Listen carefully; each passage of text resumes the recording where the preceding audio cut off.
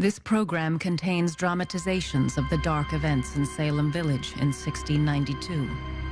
All dialogue comes from the historic records of the Massachusetts Bay Colony and is as it was. New England, 1692. A hostile land. The Puritans thought of North America as the devil's territory. The devil has been raised among us. A supernatural enemy. Thou shalt not suffer a witch to live is a biblical passage. I seen the creature suck on another witch's finger. To levy a charge of witchcraft was to take power over another human being. Is Salem besieged by Satan's witches? Or by madness? A corrupt court. They told me if I confess, I should have my life. A hanging judge. He believed in what the court was doing. What is your verdict? Guilty. The true story of the Salem witch hunt. And forgive us our trespasses as we forgive them that trespass against us.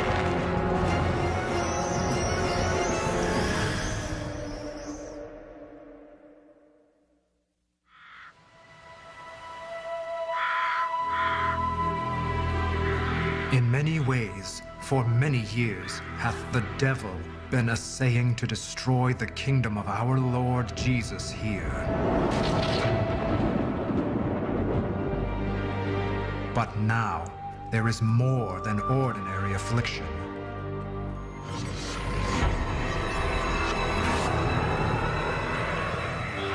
October 1692. Residents of the Massachusetts Bay Colony believe they are being attacked by a conspiracy of witches. A hunt is on to root out the forces of evil. Trials are being held in Salem town. 20 have been executed, and over 100 accused witches are in prison. The devil has decoyed a fearful knot of malicious creatures to lift themselves in his horrid service. 29-year-old Cotton Mather has been asked by the governor of the colony to write an account of the crisis. The things confessed by witches and the things endured by others will be the subject of this account of our affliction.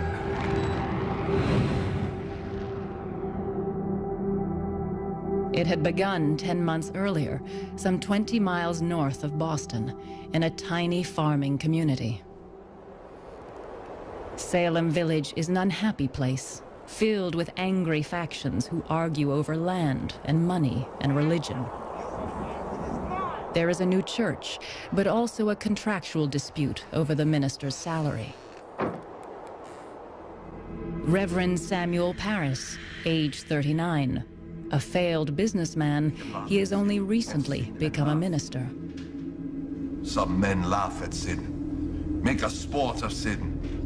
But the Holy Ghost tells us they are fools. Sin is the devil's vomit, the soul's excrement, the worst of all evils, the scum, the superfluity of evils.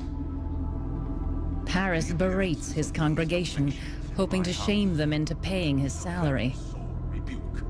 Little does he know that a witch hunt is about to be triggered by events in his own home. The mountain calls forth its waters. January 1692. Mr. Samuel Parris, pastor of the church in Salem Village, had a daughter of 9, Betty Parris, and a niece of about 11 years of age, Abigail Williams,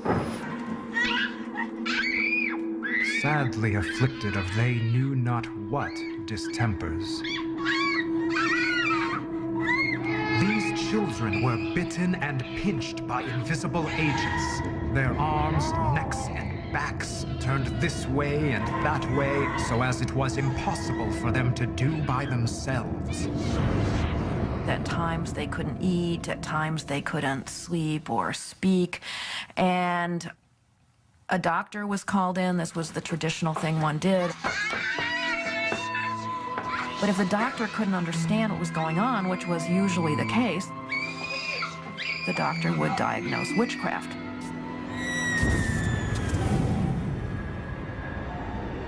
Witchcraft is an accepted reality in 17th century New England. The invisible world, full of malicious specters and malevolent witches, is as real to most Puritans as the rocks and trees. Witches were nasty people who went around cursing and producing damage. If you didn't give me something that I asked for, I might put a curse on your cattle, and 2 weeks later, your prize heifer might die. It was a pervasive belief at the time. It was built into the legal code of the common law. It was a crime as well as a sin. The crime of witchcraft is punishable by death. Cotton Mather had written a highly popular book 3 years earlier about bewitchings, including an account of 4 children named Goodwin, who, Mather said, were being tortured by invisible witches. The Goodwin children accused a woman known as Goody Glover as the person who had bewitched them. Goody Glover was brought to trial. She seems to have been Irish. She claimed to only speak Gaelic. They tried to get her to recite the Lord's Prayer, and Cotton Mather says in his book that no matter how many times they repeated it to her, she could not recite it accurately, and he regarded that as a sign that she was a witch. It was believed that no witch could accurately say the Lord's Prayer. Goody Glover was hanged in Boston on November 16th, 1688, for witchcraft. Witchcraft has its roots in folk magic. Since prehistoric times, there have been people who believe that charms and spells can improve fertility of crops and animals, fight sickness, show the future, or punish enemies. One early pagan god was half human, half goat. Early Christians added the wings of a fallen angel to make this their image of Satan. This cloven-hooved devil needed servants to do his bidding. So he recruited witches, generally women, occasionally men, asking them to sell their eternal soul in exchange for some sexual pleasure or earthly favor. The deal was then documented in his book, where the witch made her mark in blood.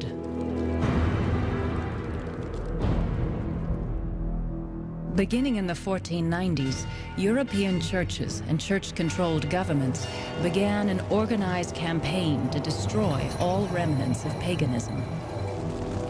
Over the next 150 years, an estimated 50,000 people are burned and hanged. But by the late 1600s, the worst of the European witch hunts are over. The world is entering a new era of secular government and science. It is a time of great change, and not everyone is happy about it, least of all the followers of a highly conservative religious movement, Puritanism. Puritans founded the Massachusetts Bay Colony in 1628. They called it their shining city on a hill, a frontier settlement run on strict religious principles. Puritanism was a religious movement that had arisen in England in the early 17th century, and the idea was to purify the English church of the sort of final remnants of Catholicism. Purification required a very strict interpretation of the Bible. The Bible, which was so crucial to Puritan thinking, is very clear on the issue of witchcraft. "Thou shalt not suffer a witch to live" is a biblical passage. Witches, it is believed, can send an invisible shape or specter to torment someone without being seen.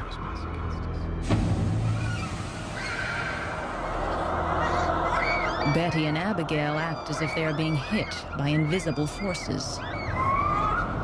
But if the young girls are bewitched, who is bewitching them? The hunt is about to begin.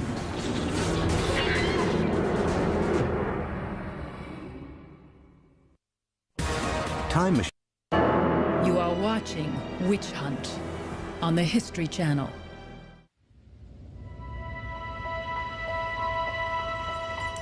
January 1692, and there is trouble in Salem village.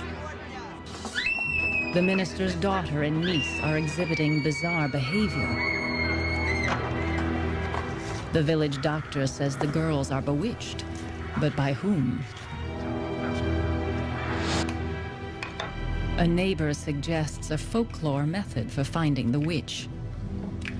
Paris's slave woman Tituba follows the neighbor's instructions. Paris's Indian servant afterward confessed that without the knowledge of her master, she had taken some of the afflicted person's urine, and mixing it with meal had made a cake and baked it to find out the witch. This witch cake is fed to a dog who, according to folk wisdom, will point the way to the guilty party. This clearly doesn't come out of Puritan theology. It comes directly out of popular magic culture, the kind of thing that Puritans were trying to suppress. Reverend Paris is outraged. A church member has gone to the devil for help against the devil. And by this means, it seems, the devil has been raised among us, and his rage is vehement and terrible. Reverend Paris orders prayer and fasting to counteract the witchcraft. But the girls' strange behavior continues, stopping and starting unpredictably for weeks. Over 3 centuries later, it is difficult for us to believe that the children's fits were induced by invisible witches. But if they weren't bewitched, what was going on? I don't have a theory about the first fits in Salem village. What we do know is that the fits that the little girls in Paris's household suffered are very similar to the fits of the Goodwin children and other children in England and America who were raised in pious homes. Children in 17th century Western society were not so much objects of affection within a family as they were sources of labor and young sinners who needed to be disciplined into good behavior. We go astray as soon as we are born. Undutiful children are the children of Satan, and unto Satan they shall go into the everlasting fire prepared for the devil and his angels. We can interpret it as children who are very deeply affected by concern for the ultimate fate of their souls. It seems to be a not usual but not unusual kind of pattern.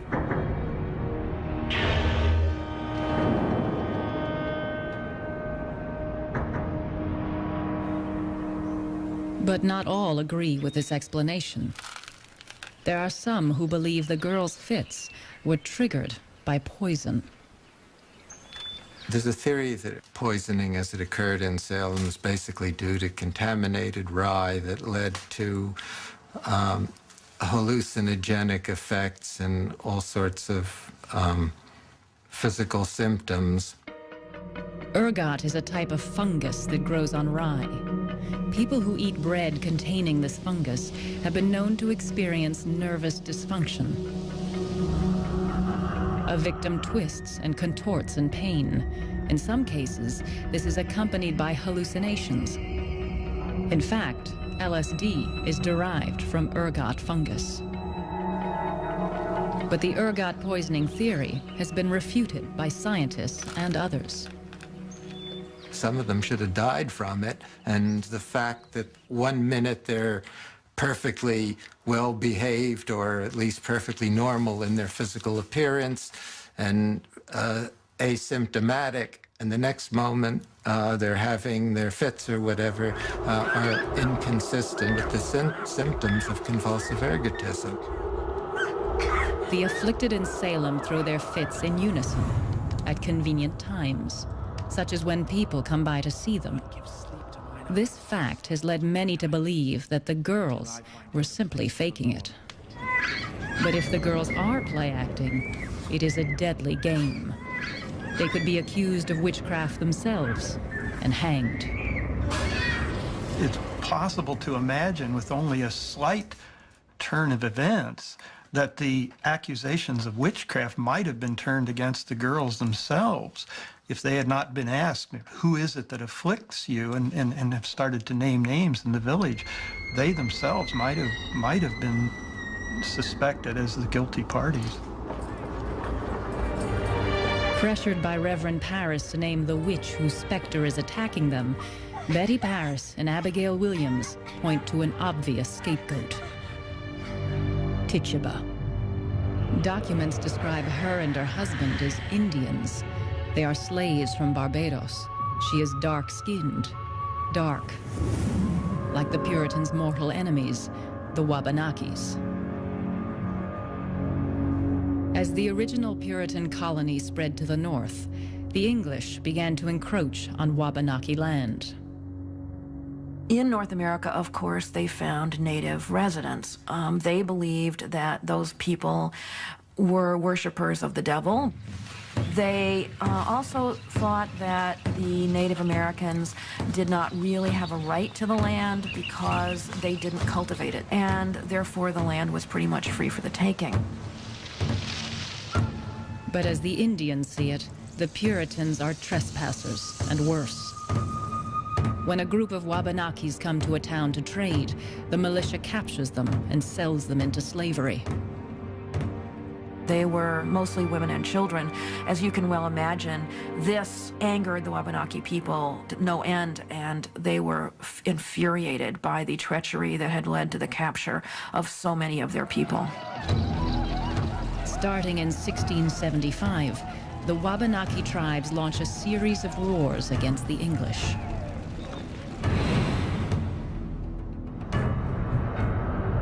"16 years before the Salem witch hunt on the main frontier.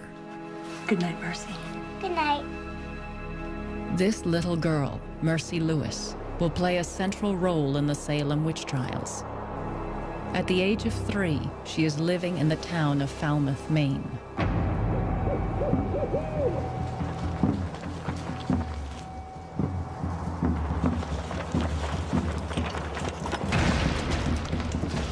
The attack is swift and brutal. 23 women and children killed or captured, 11 men dead.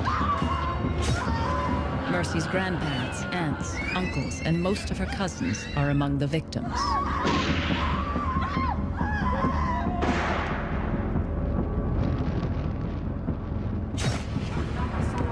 Years after surviving that Indian massacre in Maine, Mercy Lewis is 18 years old and living as a servant in Salem Village. Some at our house were fighting for their lives. One who did was running and was shot. He begged of them his life. They knocked him on the head and split open his bowels.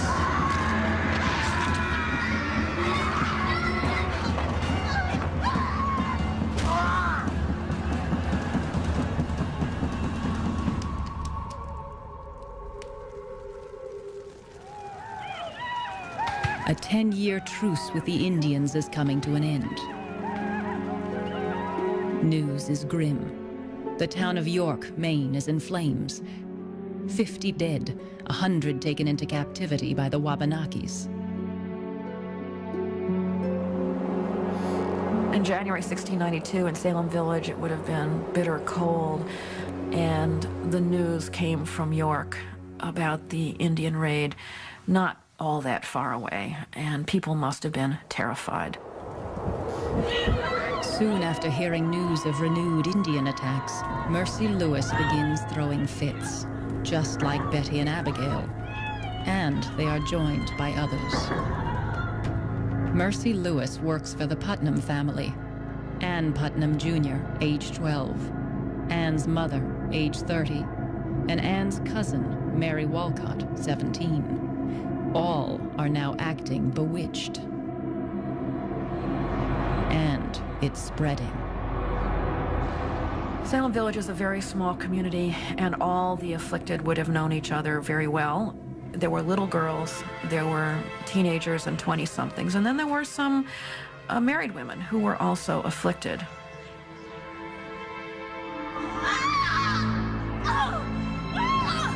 Asked who is bewitching them, several of the newly afflicted also accuse the minister's dark-skinned slave, Tituba. Since the younger girl's accusations cannot be used as evidence in court, these new accusations by adult witnesses are critical. Witch! I will beat the devil out of you! Now, legal action can be taken against Tituba. A terrible machinery has been set in motion. It will take 20 people to their graves. Easy payments. Quiet comfort headphones. Hear the difference Bose technology makes. You are watching Witch Hunt on the History Channel. March, Salem Village. 7 girls and women possessed by horrifying fits. They claim to be bewitched, and it is Reverend Parris's Indian slave, Tituba, who is invisibly attacking them. Formal complaints are filed, transforming wild accusations into a legal procedure, one that unfolded in a building much like this one over 310 years ago. In Salem Village in early March of 1692, the fields were frozen, nobody was outside working, and the place must have been jammed. 2 magistrates from nearby Salem town, John Hathorne and Jonathan Corwin, come to Salem Village to conduct a preliminary examination to see if a trial is warranted.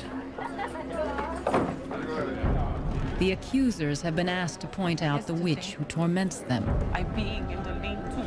What happens next is recorded for history in official transcripts. Tituba, what evil spirit have you familiarity with? None.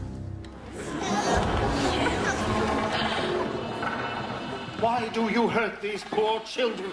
What harm have they done unto you? They do no harm to me. I no hurt them at all. Why have you done it? I have done nothing. I can't tell when the devil works. No. What? Hath the devil told you he hurts you? She has seen the devil? No. He tells me nothing. Hathorne was an experienced magistrate, and he had obviously examined many accused people before. His purpose was to elicit a confession from her. It was crucial to get confessions. To get a conviction in a capital case at this time, you had to have 2 witnesses to the actual act. And so, therefore, the easiest way to get a conviction was to get a confession. What is it you converse with all? The devil, for aught I know. What appearance? Or how does he appear when he hurts them? With what shape? Or what is he like when he hurts them? She's a person who has lived the life of being a slave. She's been hit before, and maybe it dawns on her that she'll get hit worse. And so she tells the stories that she tells. Yesterday, I being in the lean-to chamber, I saw a thing, like a man, that told me to serve him.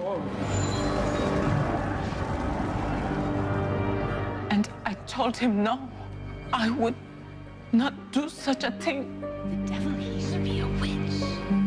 What clothes does he appear to you in? Black close sometimes. He's a tall man with dark hair, I think. What other likenesses besides a man doth he appear to you?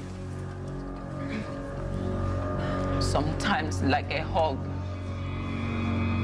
Sometimes like a great black dog. What did she say? Tituba's lurid imagery seems to cast a spell on the afflicted girls. Sometimes like a hog, sometimes like a great black dog.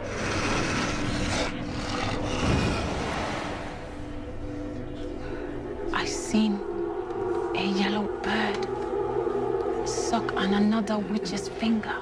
I seen a yellow bird suck on another witch's finger.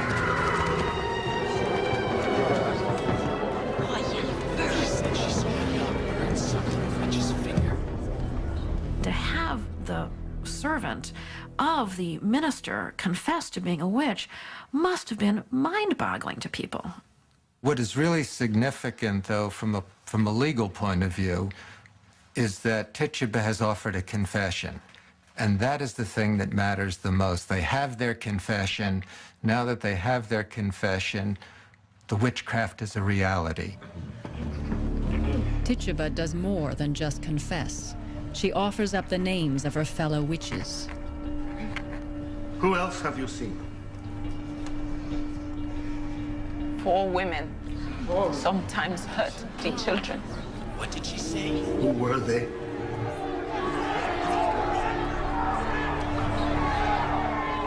Goody Osborne. And Sarah Good. And someone I didn't know. And a tall man. One of the interesting things that Tituba said was that she had seen the Devil's Book and it had these other signatures in it, so that the people in the community would have known that they had to go look for other witches. This is only an examination, not a trial. Magistrates Hathorne and Corwin do not have legal authority to convict and pass sentences, but they do have the power to place suspects in custody. Tituba is taken away to jail, along with 2 other witches, Sarah Good, a beggar with a bad temper, and Sarah Osborne, a woman of supposedly loose morals. Both deny vehemently that they are witches. But Tituba has mentioned more witches and wizards, 9 in all. That means 7 others are still at large in the village. The hunt is on. Martha Corey, about 60 years old, is a respectable church member married to a prosperous, though argumentative and uneducated farmer, Giles Corey. The first 3 women accused were in one form or another outcasts in the village, which was really quite a typical pattern for incidents of witchcraft accusation. Martha Corey was a full-fledged, full-covenant member of the Salem Village Church. If Martha Corey could be a witch, then anyone could be.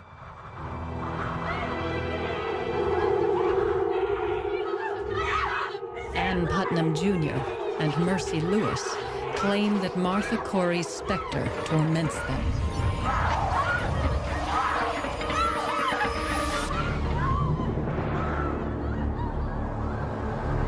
She's Goody Corey's specter! Her specter is loose! Stop tormenting them! You are now in the hands of authority. Tell me now why you hurt these persons. I do not. Who doth?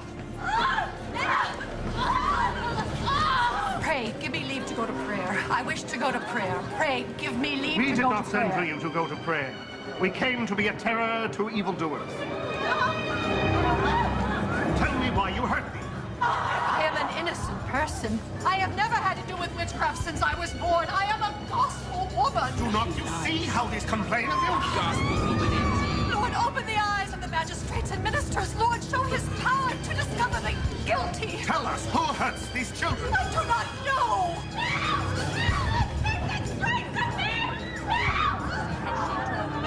In his examinations, Hathorne relies on what is called spectral evidence, a statement by a witness that she sees the specter of a witch do strange things. When you signed the Devil's Book, essentially you gave the devil permission to take your shape and to torment others. That invisible shape was considered a specter.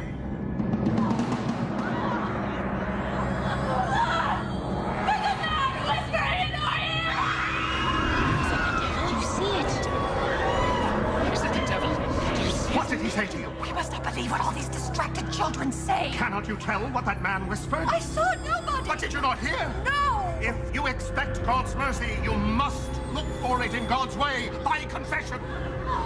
Do you not see how these afflicted to charge you? Stop biting her lips. I order you to stop biting your lip. Look what you do to these girls. What harm is there in it? I can't unclench my hand. Stop biting her.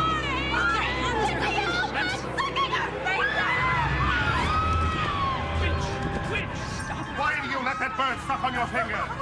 The Lord have mercy. Tell me why you hurt these children or who don't. But I have no hand in it. But if you will all go hang me now, how can I help it? The more she objects, the more entangled she becomes. There is no way out of the madness. Somebody stop! The Aztecs engineer their empire with the help of human sacrifice tonight. Because that's what being a civilized person is.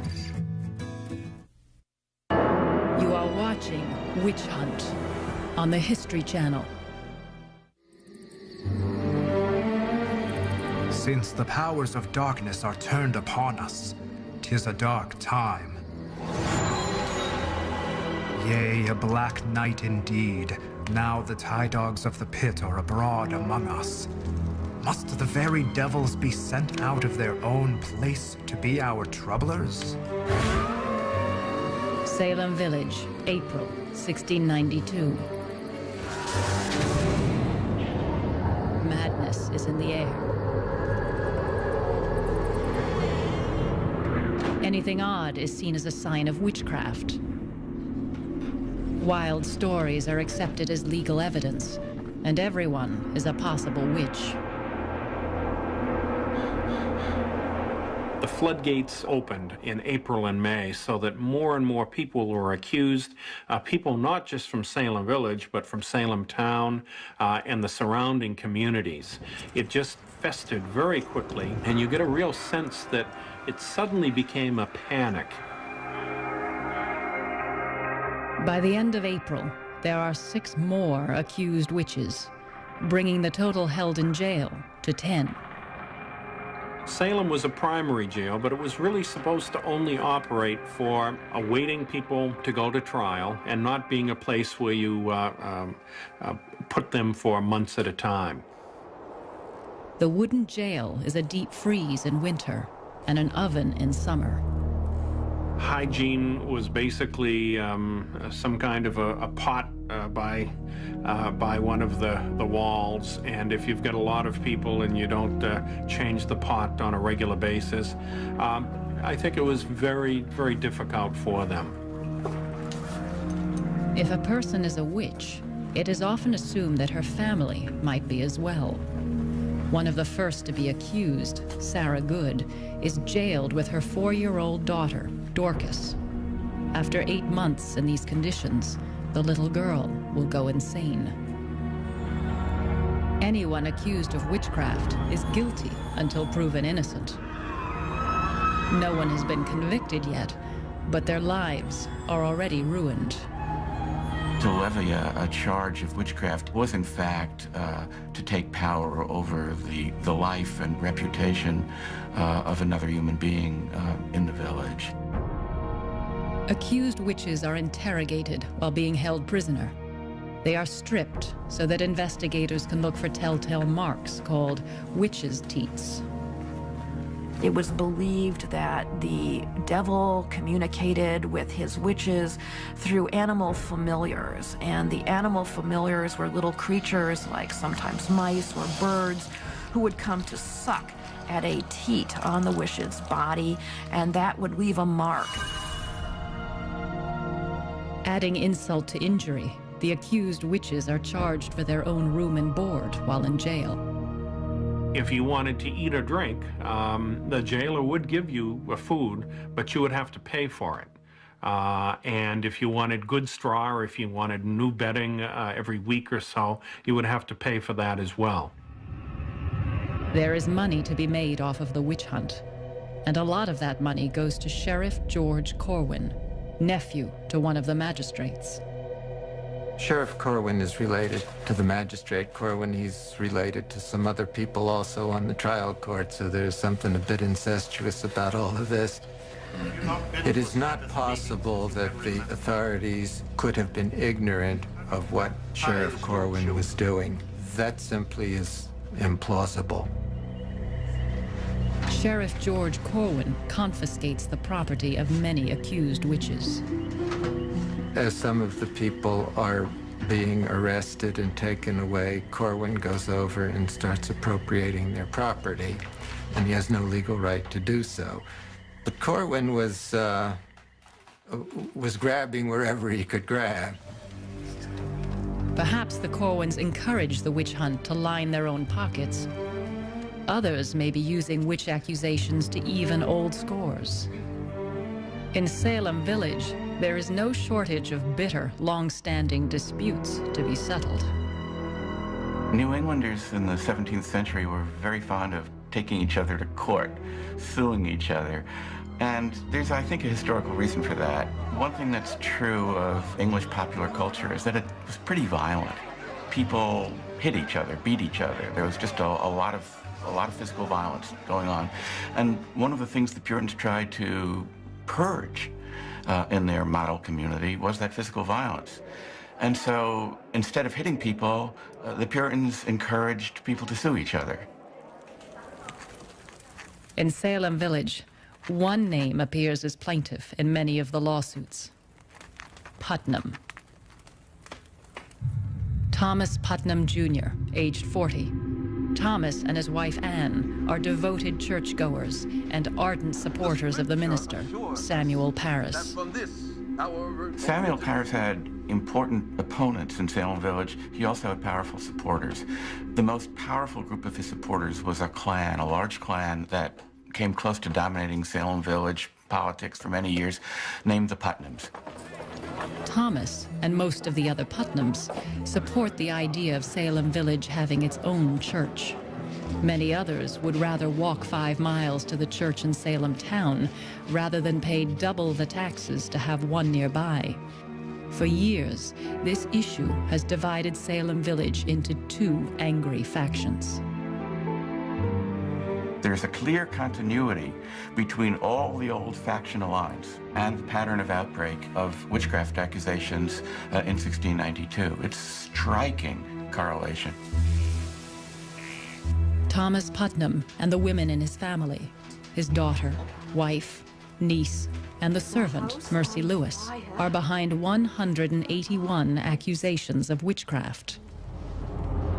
Thomas's brother, Edward, participates in 13 cases. Brother-in-law Jonathan Walcott in an additional 7 witch hunts. People who have done the Putnam clan wrong are dragged in on charges of witchcraft, like George Burroughs. Reverend George Burroughs, aged 42, a Harvard graduate, witty, married 3 times. He had held Samuel Parris's job as minister of Salem Village 10 years prior, from 1680 to 1683. The period of the ministry of George Burroughs in the village was a very contentious one. The villagers began to withhold his salary, which was their standard tactic when they started to feud with their ministers. And that meant that Burroughs could not repay his own debts. Burroughs had borrowed money from a Putnam. When he couldn't repay it, Burroughs was arrested. But he successfully argued in court that he couldn't repay debts until the town paid his salary. Though the debt is finally repaid, the Putnams never forget their humiliation in court. By the time of the witch hunt in 1692, Burroughs is working as a preacher in the remote frontier settlements of Maine.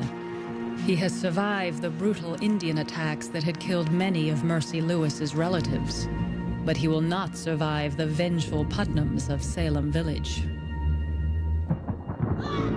On the evening of April 20th, 1692, Ann Putnam Jr. says that the invisible specter of George Burroughs comes and speaks to her. She declared that Burroughs confessed to her that not only was he the leader of the witches, not only had he killed his first two wives, but he had also killed the wife and daughter of his predecessor, and most importantly of all, he had bewitched the soldiers who were fighting the Indians on the Maine frontier.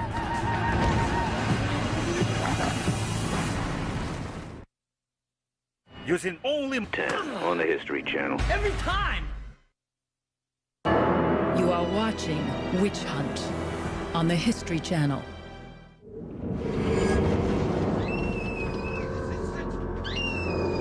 It has been 5 months since the first girls started having fits in Salem Village. Now, in May 1692, the hunt for the witches who caused those fits is about to become a crisis for the entire Massachusetts Bay Colony. Have you baptized your children? George Burroughs has been brought to Salem Village, all the way from Maine. Sabbath meeting since you can remember. During preliminary questioning, Reverend Burroughs displays a defiantly relaxed attitude toward religious ritual. When did you last partake in the Lord's Supper? It is so long since I cannot tell. Have you not been to a Sabbath meeting since you can remember? I was at meeting one Sabbath at Boston, part of the day, and at Charlestown, part of a Sabbath. The sacrament happened to be at both, but I did not partake of either. Is your house at Casco Bay haunted and filled with toads, as some say? Not haunted, no. But there are toads there in summer. Ask him if he has baptized his children. He's openly defiant. The arrest of George Burroughs captures the attention of the entire Massachusetts Bay Colony. Cotton Mather and other clergy are especially concerned. They already know about this renegade minister, George Burroughs. He has never been formally ordained by the Puritan Church. To be an ordained minister, you had to have a formally organized congregation of people who had formally become church members. Burroughs never successfully had an organized congregation. To Cotton Mather, Burroughs represents all that is wrong in a colony that is drifting away from its original religious purpose.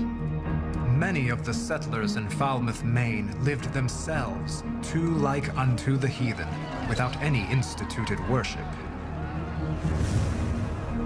The magistrates have the legal power to examine Burroughs, but not convict or hang him. The local jails are now crowded with accused witches awaiting trial. On May 27th, the governor orders a special court to convene in Salem town. There is a jury of men from around the county and a panel of distinguished judges. None of the judges had any particular legal training. They were merchants and other leaders of the colony. The Chief Justice, William Stoughton, is also Lieutenant Governor of the colony. He is known to be a rigid and dogmatic Puritan. This special court would have differed from courts today in that the defendant had no right to an attorney. There was no defense attorney in 17th century English law. The accused witch must defend herself, a difficult task when dealing with spectral evidence. The first case heard by the official court is that of Bridget Bishop. About 50 years old, she was also tried for witchcraft 12 years earlier and found innocent. But this time, the rules seem to be different. It was the devil. One of the witnesses against Bridget Bishop was a 32-year-old man named John Lauder, who claimed that some years before, Bridget Bishop had crept into his room at night. About the dead of night, I felt a great weight upon my breast, and awakening and looked, and it being bright moonlight, did plainly see said Bridget Bishop, or her likeness, sitting upon my stomach. What did he say? She appeared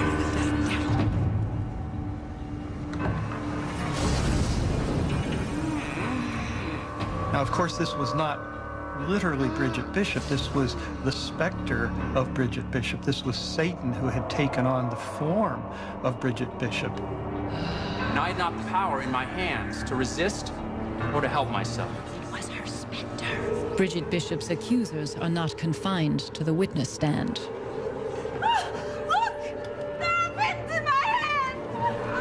People saying that Bridget Bishop is tormenting them disrupt the trial. They completely influence, completely dominate all the courtroom proceedings. Now, this is very interesting because a defense lawyer would absolutely just stop the proceeding immediately and ask for the girls to be excused from the courtroom because their presence was just too prejudicial.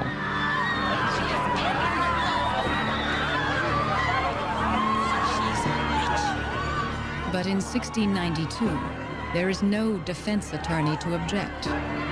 Their afflictions are needed as evidence in order to hang the witches.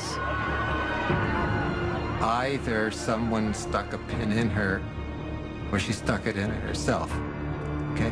I can't think of any other alternative. So, I suspect fraud here. The pin is fraud, but that doesn't mean that you have to throw out the rest as being completely fraud. In psychiatry, if people do something wrong without having the intention, this is not really fraud. Modern psychologists know there are cases of unintentional fraud, bizarre and dishonest behavior beyond anyone's control. At that time, it was thought of witchcraft.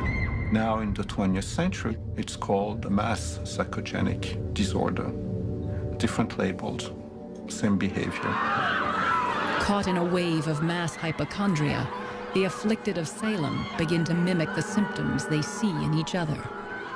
Those girls were carried away, and there was this one-upsmanship again among themselves, so their affliction spread, and everybody wanted to be in the limelight. What is your verdict? We, the jury, find the defendant guilty.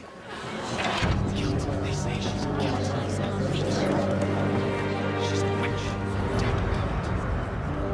On June 2nd, 1692, Judge William Stoughton issues the trial's first death sentence. Found guilty of the felonies in witchcrafts whereof she stood indicted, and sentence of death accordingly passed against her as the law directs. Their Majesties William and Mary. Now, King and Queen, command you that upon this Friday, being the 10th day of this instant month of June, you safely conduct the said Bridget Bishop from their Majesties' jail in Salem to the place of execution, and there cause her to be hanged by the neck until she be dead. No.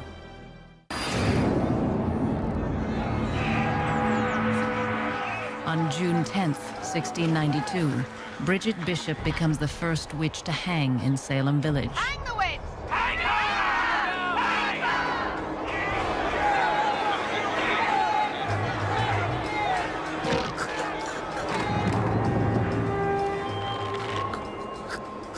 The person was turned off the ladder, and by swinging free, your neck was not broken. Instead, you slowly strangled to death, depending upon your weight.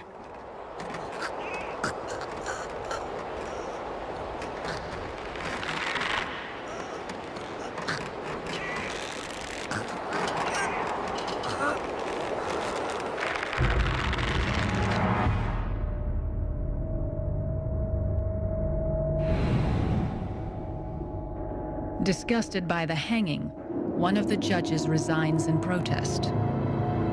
The witch trials carry on without interruption. July 19th in Salem Village. 5 more women are executed. Rebecca Nurse and Sarah Good from the village, and 3 more from neighboring towns. They are hanged because they do not confess, because they refuse to name others as witches. A strange pattern has emerged. Those who, like Tituba, confess to witchcraft and give names of more witches are never convicted. They wanted more confessions, and there was an implicit bargain that was being offered. You confess and we don't execute you. But not everybody is willing to accept that plea bargain.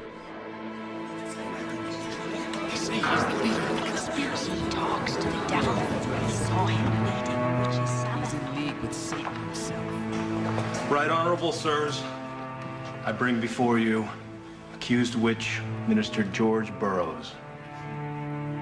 What we have in the case of George Burroughs is a quite detailed description that Cotton Mather included in Wonders of the Invisible World, and his account tells us pretty much what happened. There were now heard the testimonies of several persons, and these charged the specter of George Burroughs to have a share in their torments. Many travel from Boston to Salem town to watch the trial. The Putnam family sits at the front. Their maid, Mercy Lewis, is the first to testify. She describes an encounter with the specter of George Burroughs. He told me the devil was his servant, and he did most dreadfully torment me, as though he would have racked me all to pieces. He urged me to write in his book. His book? Or else he would kill me. As a child, Mercy Lewis had witnessed an Indian attack in Falmouth, Maine. An attack that had killed many of her closest relatives. Later, she worked as a servant to Reverend Burroughs. He was described as having dark skin, and some wondered how he had escaped not one, but several Indian raids unscathed. Abigail Williams calls him the Little Black Minister. Black, like an Indian. This is one of the comments that Cotton Mather makes in his report, that a number of the afflicted people and others see the devil in the shape of an Indian. The prodigious war made by the spirits of the invisible world upon the people of New England in the year 1692 might have some of its origins among the Indians, whose chief sagamores are well known to have conversed with demons.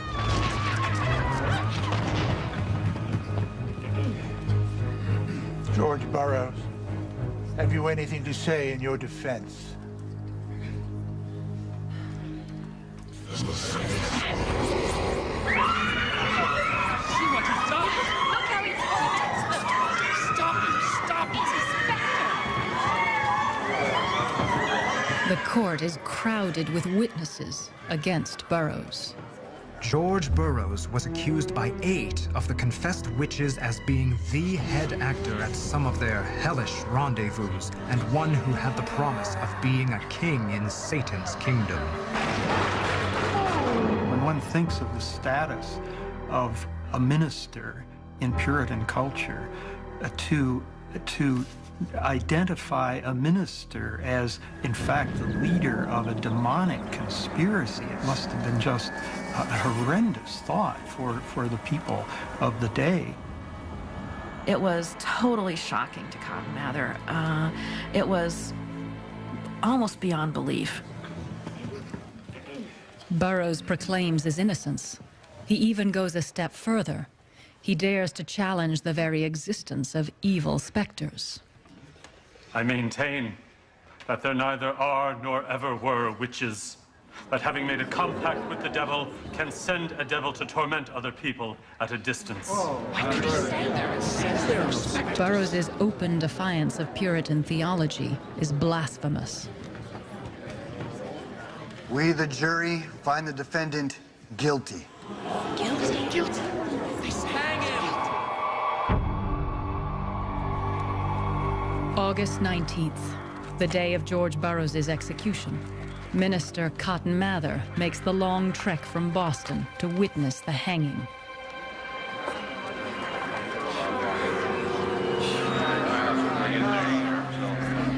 Our Father, which art in heaven, hallowed be thy name. Thy kingdom come, thy will be done on earth as it is in heaven.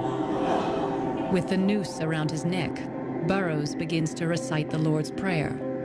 Cotton Mather himself has written that this is something witches can never do. Give us this day our daily bread, and forgive us our trespasses as we forgive them that trespass against us. And lead us not into temptation, but deliver us from evil.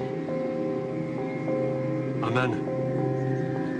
Imagine the presence of mind it must have taken as you're literally facing death to, I don't think I could remember the Lord's Prayer under those circumstances, but he did. And the record reports that the crowd almost literally began to surge forward to prevent this hanging. He recited the Lord's Prayer! Can't be with Hey! Hear me! Remember, George Burroughs is no ordained minister. The devil has often transformed himself to an angel of light. Cotton Mather, who had come out from Boston to observe the event, quieted the crowd, assured them that this man was guilty as charged. The hanging was a just act, and only in that way did the proceedings go on.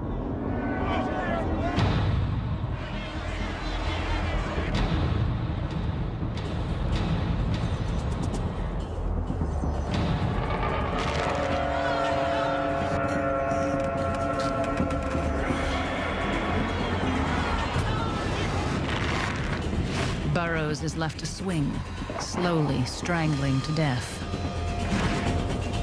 Cotton Mather's public endorsement of Burroughs' hanging will have deadly consequences. It heralds the bloodiest chapter of the witch hunt. The September executions. Ready to double your chances of landing the right job? The History Channel. September 1692. It is the final and bloodiest chapter of the Salem witch trials. By month's end, 9 more people will die by hanging. And worse. Giles Corey, husband to accused witch Martha Corey. Giles now finds himself accused in turn. But when Giles is brought to trial, he refuses to play along.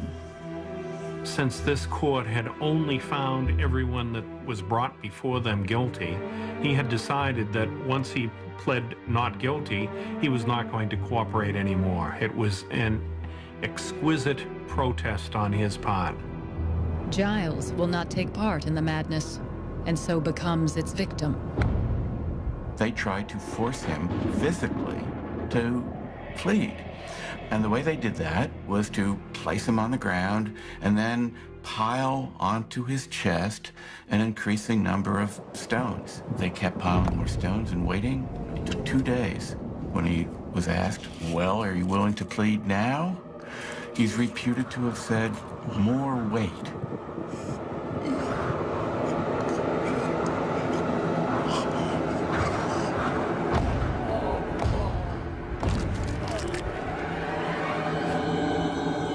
Finally, he died. A terrible ending. But they never convicted him of witchcraft. Giles Corey's wife, Martha Corey, also refuses to confess to witchcraft. She is hanged 3 days later, on September 22nd, 1692, along with 7 others who refused to confess to a crime they did not commit, or to accuse their neighbors in order to save themselves.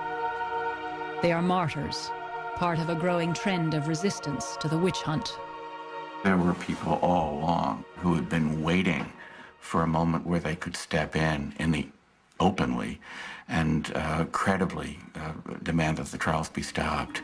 And those people had to bide their time, because if they acted prematurely, they could be subject to accusation and death themselves. But I think that by mid-September, it had really reached the point where they realized it's now or never. As more and more people began to raise questions about the court, the debate became louder and louder in Boston in particular. Wealthy Boston merchant Thomas Brattle is one of those who begin to openly criticize the judge's methods. With respect to such as confess themselves to be witches, I cannot but tell you they do often contradict themselves. Even the judges themselves have caught them in flat lies. But the judges then vindicate these confessors and say the devil takes their memory. Some confessors who have named others as witches in exchange for their own lives begin to have second thoughts. 17-year-old confessed witch Margaret Jacobs. Her accusations help hang Minister George Burroughs and her own grandfather, 80-year-old George Jacobs. The day after her grandfather is executed, Margaret Jacobs dictates a letter to the judges. What I said was altogether false against my grandfather and Mr. Burroughs. They told me if I would not confess, I should be put down into the dungeon and would be hanged. But if I confess, I should have my life. She really felt responsibility for that, and she thought she would rather die than continue to play this game of pretending, as the others were doing. And Margaret Jacobs is not the only one recanting her confession. Soon, the judges have no choice. They begin to try even those who have cooperated.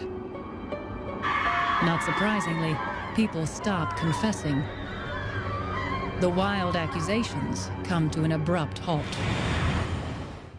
Cotton Mather's own father, Reverend Increase Mather, writes a powerful plea to the court. The whole thrust of the document was to issue warnings about the dangers of improper accusations. And they sum it up in the phrase, it were better that 10 accused witches should be spared than that one innocent person should die. At the end of October, the governor dissolved the court. When the trials resumed in regular courts, spectral evidence was no longer allowed. But they did have to have more trials. There were still a lot of people in jail. Those people could not simply be freed. They had to be brought through a judicial process. And in fact, 3 more people were convicted, but the governor reprieved all of them. When Judge Stoughton, who had presided over the Salem witch trials, hears that the governor has reprieved the last 3 witches, he rages. Thereby the kingdom of Satan is advanced, and the Lord have mercy on this country. William Stoughton was a true believer. He believed in what the court was doing. He believed in what he was doing. That's who he was. It takes another 3 months before the 49 remaining accused witches are released. 3 have already died in jail while awaiting their freedom. Margaret Jacobs' release is delayed because she doesn't have money for her jail fee. Tituba had been the first person accused. A year after her arrest, she is released to a new master because Reverend Samuel Parris refuses to pay her jail expenses. 1697. One of the judges, Samuel Sewell, asks for the public's pardon in their prayers, that God will prevent his past sins from further damaging the country. 1703. The General Court of the Massachusetts Bay Colony throws out most of the evidence used in the witch trials. 1706. At the age of 24, Ann Putnam Jr. makes a formal apology to her church and to the families of those she helped execute. I did it not out of anger, malice, or ill will to any person. But what I did was done ignorantly, being deluded by Satan. 1711. The colony begins the process of paying some monetary compensation to families of the accused. But Sheriff George Corwin never returns the property he confiscated illegally. Hathorne continues to live in Salem until his death on the 10th of May, 1717, age 76 years. He never apologizes. After 1692, there are no more prosecutions for witchcraft. People didn't stop believing in witches overnight, but the legal system stopped dealing with accusations of witchcraft. The legal system was simply not willing to engage with the folk belief of individuals that their neighbors were witches any longer. It was too devastating, I think, psychologically. There were too many people who had died.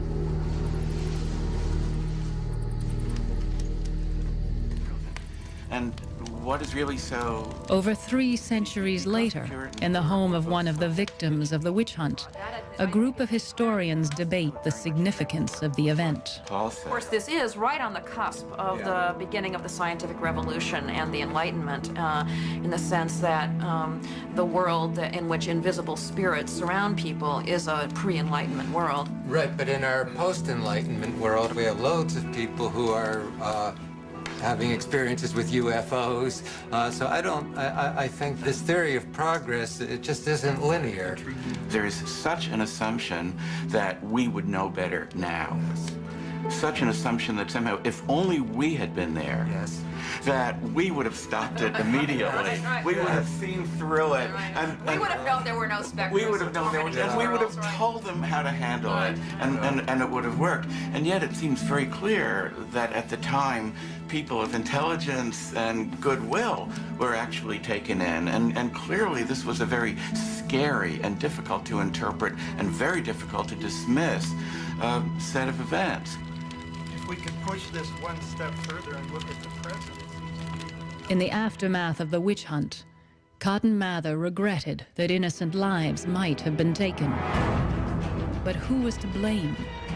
Was it Satan? Or was it the Puritans themselves?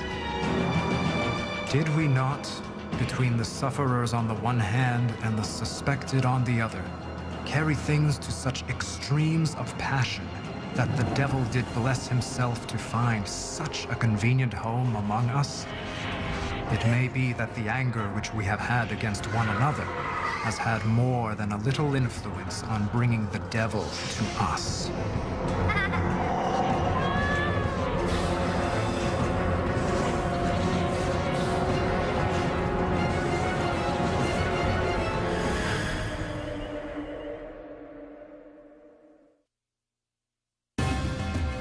Fabulous palaces and temples, aqueducts, artificial islands. When they created their